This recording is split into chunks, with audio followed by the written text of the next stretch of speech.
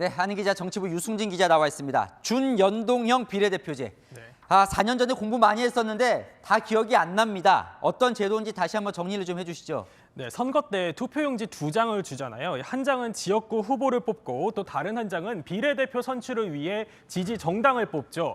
이 지지 정당 득표율대로 비례대표 47석을 가져가는 게 기존의 병립형 비례대표제였습니다.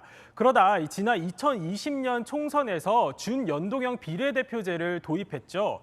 계산식을 한번 볼게요.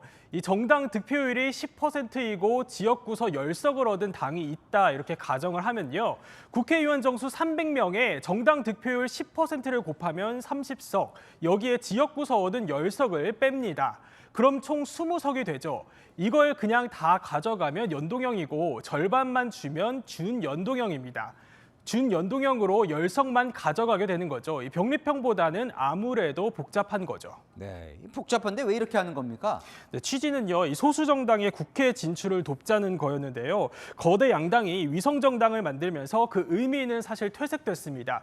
계산식을 한번 다시 볼게요. 병립형과 달리 준연동형은 지역구에서 얻은 의석수를 빼죠. 지역구에서 의석수를 많이 가져가는 거대 양당 입장에서는 불리하잖아요. 그래서 생각해낸 게 위성 정당입니다. 기존 당에서는 지역구 후보만 내고 위성정당 만들어서 비례를 여기로 다 몰아주는 거죠. 이렇게 되면 이 위성정당은 지역구 의석수가 빵석이니까 비례대표 의석수가 10석이 아닌 15석으로 늘어나게 됩니다. 소수 정당을 배려한 제도인데 거대 양당은 비례대표도 놓칠 수 없다며 위성정당을 기정사실화해버렸습니다. 지난 총선 보면 위성정당뿐 아니라 비례정당 자체가 난립했던 기억이 나거든요. 이번에도 불가피해 보이죠. 네, 비례대표 의석을 받기 위한 정당 득표율의 마지노선이 3%입니다. 3%만 넘으면 해볼 만하다는 생각에 여기저기서 비례정당을 만들어서 지난 총선 때 무려 35개 정당이 난립했습니다. 보시는 것처럼 투표용지가 엄청 길어졌죠. 길이만 48.1cm에 달했고요. 자동 개표기에 안 들어가는 사이즈여서 일일이 수개표해야 했습니다. 결과적으로 3% 넘는 정당은 5곳 뿐이었고요. 미래통합당 위성정당인 미래한국당이 19석, 더불어민주당 위성정당인 더불어시민당이 17석을 가져갔습니다. 거대 양당이 비례도 가져갔고 정당 난립 사태만 키웠던 거죠. 꼼수는 근데 더 있었습니다. 투표용지를 한번 다시 보시면요. 미래한국당이 기호 4번, 그리고 또 더불어시민당이 기호 5번이죠. 현역 의원 수대로 기호가 배정되다 보니 저렇게 윗번호를 받기 위해서 미래통합당, 민주당이 뭘 했냐면요. 현역 의원을 위성정당으로 보내는 의원 꿔주기로 기호를 앞순번으로 올렸습니다. 그 바람에 보시는 것처럼 정의당은요. 오히려 6번으로 밀렸고요. 이뿐만이 아닙니다. 결국 총선을 끝나고 이 위성정당들 합당이나 흡수통합 방식으로 원래 정당으로 다시 돌아갔습니다. 아이고, 저걸 이제 또 한다는 거죠, 그죠? 이번 총선 때.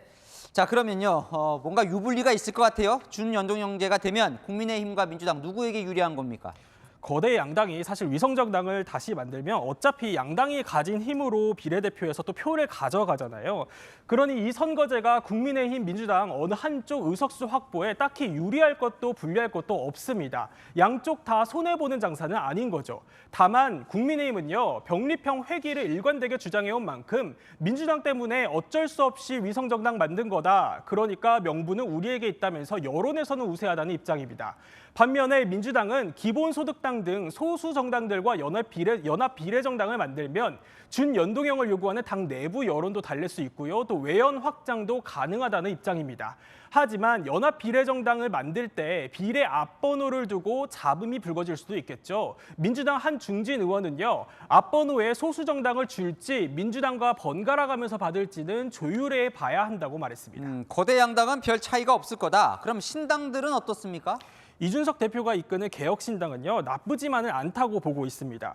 국민의힘이 위성정당을 만들더라도 개혁신당의 중도층 표를 뺏어가지는 않을 거라고 보고 있고요. 또 의석수가 예전보다 많지 않은 국민의힘이 이전처럼 쉽게 의원 꿔주기를 할 수 있겠냐는 반응도 있습니다. 이낙연 대표와 김종민 의원이 이끄는 새로운 미래 관계자는 위성정당에 실망한 유권자들의 표심을 공략하겠다고 밝혔습니다.